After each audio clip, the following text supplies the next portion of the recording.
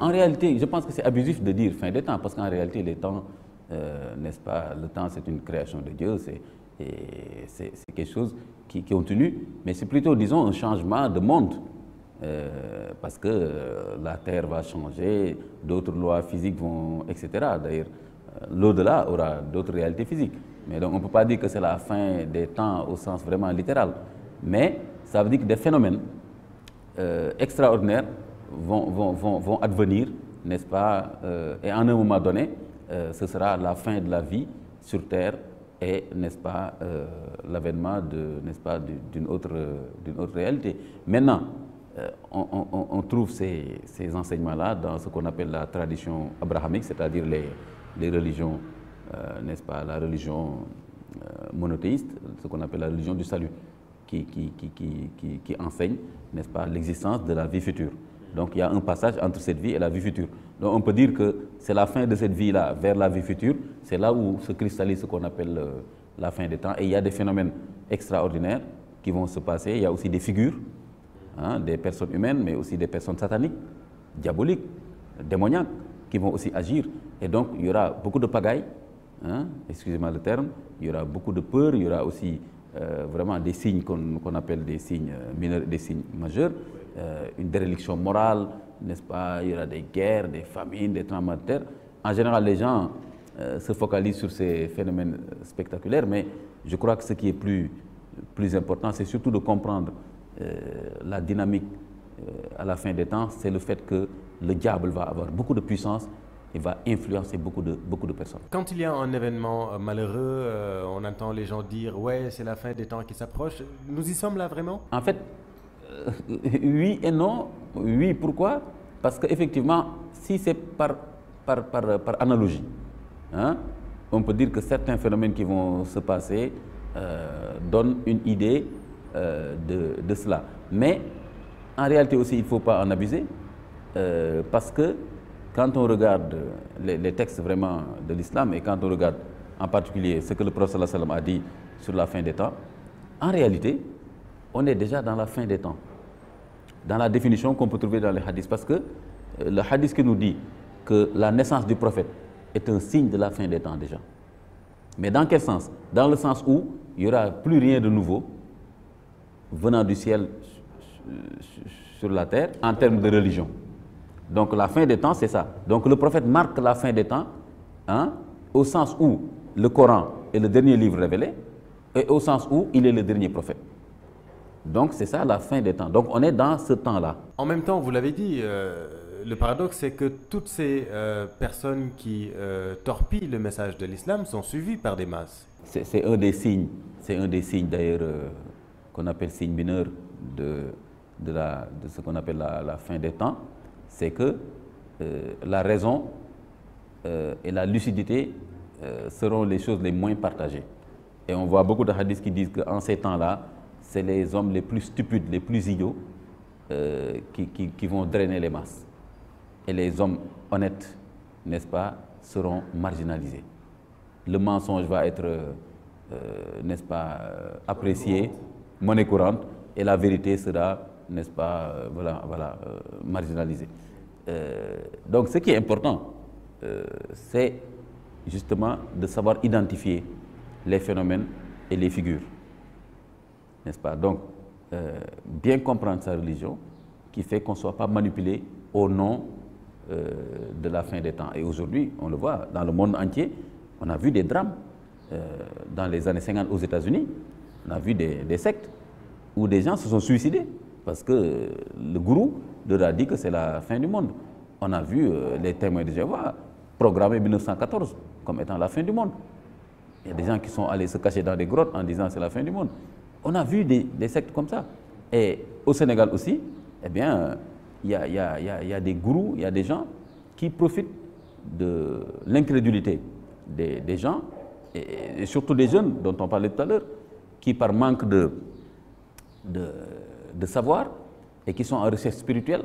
C'est normal, c'est quand on est jeune qu'on est en train de chercher des réponses spirituelles. Donc on devient extrêmement fragile et curieux. Donc dès que vous avez quelqu'un, un monstre, qui se présente comme un guide spirituel, c'est très facile pour lui n'est-ce pas, d'avoir les jeunes qui sont désœuvrés, qui n'ont pas d'emploi et qui n'ont pas aussi reçu l'éducation de base et qui ne sont pas aussi en bonne communication avec leurs parents.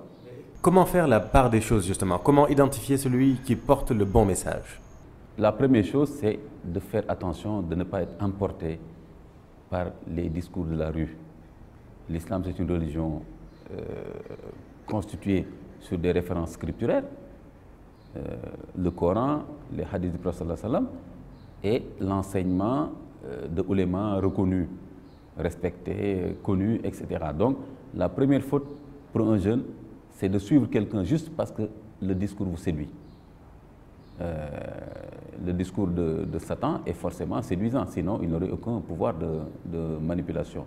Mais donc, il faut retourner à des personnes savantes, respectées, qui pourront, n'est-ce pas, faire la part des choses. Et si vous ne faites pas cela et que vous vous en limitez à votre propre interprétation du discours de rue, ce que j'appelle discours de rue, vous aurez des problèmes.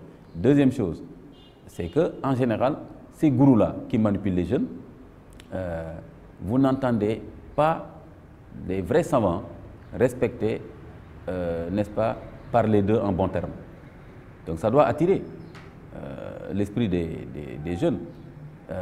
Troisième chose, ces personnes-là, ces gourous-là, en général, forcément, ne sont pas des références. Je vous donne un exemple. En général, vous ne trouverez jamais que c'est des imams dans des mosquées ou bien qu'ils donnent des cours d'enseignement islamique dans une classe formelle, etc. Ils ont toujours des discours qui vont dans tous les sens et des discours de spectacle et aussi toujours des discours de culte de personnalité où ils se positionnent eux-mêmes comme étant le salut et comme étant incontournables, etc. Mais donc, les hommes de Dieu, ils existent aussi, n'est-ce pas? Oui, voilà. Mais les hommes de Dieu, justement, c'est des hommes exemplaires, n'est-ce pas? Et c'est des hommes transparents, c'est des hommes, n'est-ce pas, dont le discours est adossé à des références connues, pas seulement par eux, des références connues de l'islam. Mais quand quelqu'un vous tient un discours que vous ne pouvez pas justifier, dont vous ne trouvez pas les fondements dans le Coran, dans la sunna du prophète, etc., je ne dis pas tout de suite il faut le rejeter, mais au moins prenez la précaution de ne pas gober ce discours-là, entre guillemets, et d'aller chercher des réponses avec d'autres érudits que vous connaissez. Mais en même temps, on a besoin des guides spirituels. Oui, d'ailleurs, les gourous-là, c'est de cela qu'ils profitent. Ils savent que les jeunes sont en recherche spirituelle, ils savent que les gens ont besoin de guides, mais seulement les jeunes doivent savoir qu'un guide a des critères, comme je l'ai dit.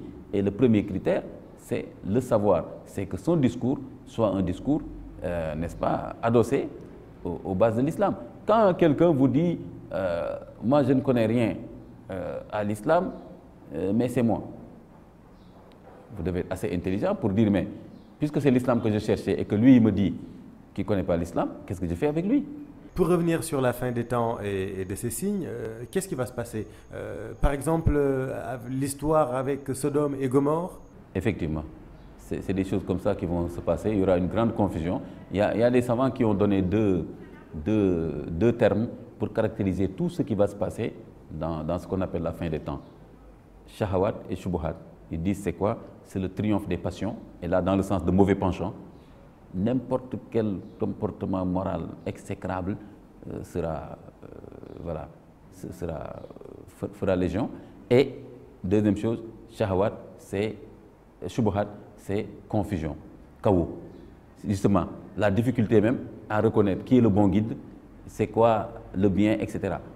Mais ce qui permettra de résister à ça, c'est d'avoir la culture de l'islam en tout temps, c'est-à-dire avoir une bonne formation dans l'islam, bien connaître le Coran, ne serait-ce que son esprit et les bases fondamentales de, n'est-ce pas, qui est Dieu. Personne d'autre ne peut prétendre être Dieu, c'est un être humain. Personne d'autre ne peut prétendre être le prophète. Donc, quand quelqu'un vous dira « c'est moi Dieu » ou bien « moi, ce que je vous dis de faire, faites-le », même si ce n'est pas le prophète qui vous l'a dit, méfiez-vous de lui, parce qu'il ne peut pas être une référence. Donc, c'est déjà intéressant pour un jeune de se dire « cette personne-là n'est ni Dieu, ni le prophète ».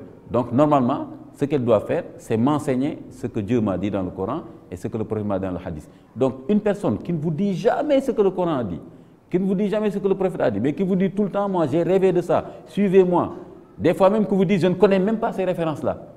En quoi est-ce que vous pouvez vous réclamer et justifier le fait de suivre quelqu'un comme ça et de l'appeler guide spirituel? Il est guide de quoi et de qui? Il est guide que de ses propres passions et il n'est guide que pour asservir les gens, n'est-ce pas, et en faire ses serviteurs et se faire lui-même Dieu sans le dire, mais des fois même ils le disent, sans le dire, mais il ne va pas être une idole qu'on va adorer. Il ne va pas dire venez faire la prosternation devant moi, même certains le font d'ailleurs, mais il va simplement faire en sorte que tout ce qu'il veut, que vous le mettiez à sa disposition. C'est cela à servir les gens. Donc c'est l'intelligence qui doit prévaloir, puisqu'on dit qu'il n'y a pas de foi sans intelligence. Oui, je dirais les deux. Parce que rien que l'intelligence aussi n'est pas sûr. L'intelligence a ses limites. Hein. Il y a des moments, des bouleversements où c'est la foi qui permet de dire je ne suis pas ça. Même si ça me séduit, la foi m'interdit. Par exemple, je donne, c'est pas un exemple banal. Quand quelqu'un, si vous voyez quelqu'un voler dans les airs, comme je l'ai dit, comme un oiseau, ses pieds ne sont pas sur terre, vous le voyez entre le ciel et la terre. Hein? N'empêche que il ne faut pas en tirer la conclusion qu'il a un pouvoir de Dieu. C'est Satan qui le tient entre le ciel et la terre. Donc ce qui est important pour vous, laissez-le mettre ses pieds sur terre. Quand il redescendra, demandez-lui qu'est-ce que vous me dites. S'il vous dit vous pouvez abandonner la prière, vous pouvez vous droguer et je vous mettrai au paradis, donnez-lui une gifle. Mais si vous dites ah non, quelqu'un qui est capable de voler, ça veut dire que Dieu lui a donné un pouvoir, donc je le suis, vous êtes foutu. Donc, il faut le ramener aux références de l'islam. C'est-à-dire qu'il n'y aura plus un autre prophète, il n'y aura pas une autre révélation. Donc, un vrai guide spirituel, ça ne peut pas être plus que quelqu'un qui nous enseigne ces références-là, le Coran et l'enseignement du prophète sallallahu alayhi wa sallam.